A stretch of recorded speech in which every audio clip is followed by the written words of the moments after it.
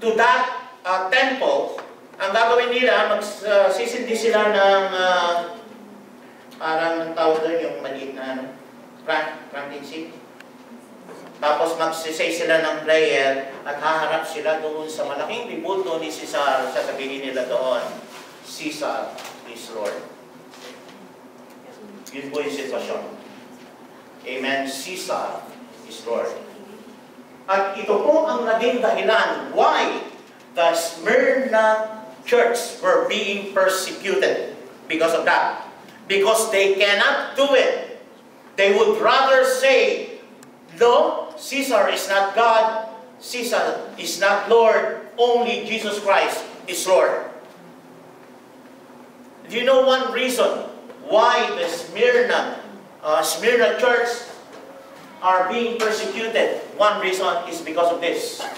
They cannot worship Caesar as God. And beside that, the surrounding area, lahat ng puntahan nila, may mga temple. Can you imagine? Amen? Meron ba kayong naalala dito? We are surrounded by old mosques. Yeah? Modern day tayo ng Smyrna. Amen? But praise God.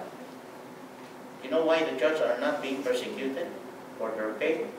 Because we are not like Smyrna. The Smyrna church are very devoted to the Lord, and they're very faithful to God. They share their faith to the Roman who worship this thing, and they were an object of ridicule. They are an object of slander. They are an object of not, maltreating them. Amen. Yun po ang dahilan. This church was in pain. Amen. They suffer a lot for Christ's sake. But they did it because they love the Lord. Unlike the Ephesus church, there is one thing that the Lord rebuked the Ephesus church. They lost their first love. But this church, if you try to look from verse 8 to 11, there is no rebuke on this church. There is no chastisement on this church. Amen? Dalawa dun sa 7 churches na walang rebuke. The church of Smyrna and the church of Philadelphia. The 5 churches, the Lord gave a rebuke on them. Amen? So, ayun po. That is Smyrna. Amen?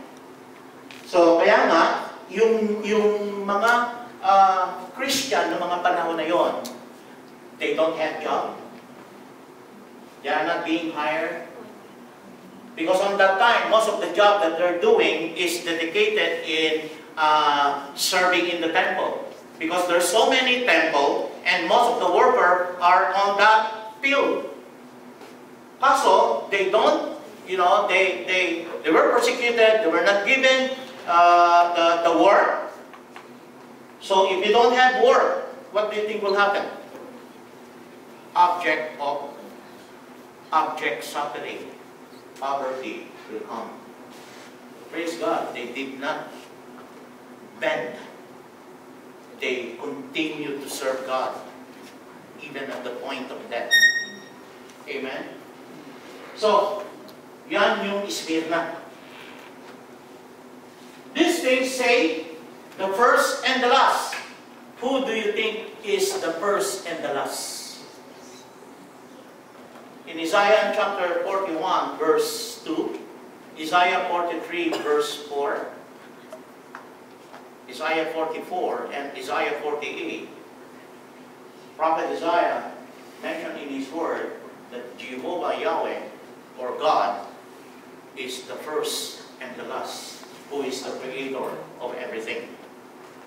So Jesus Christ proclaimed and designated himself as the first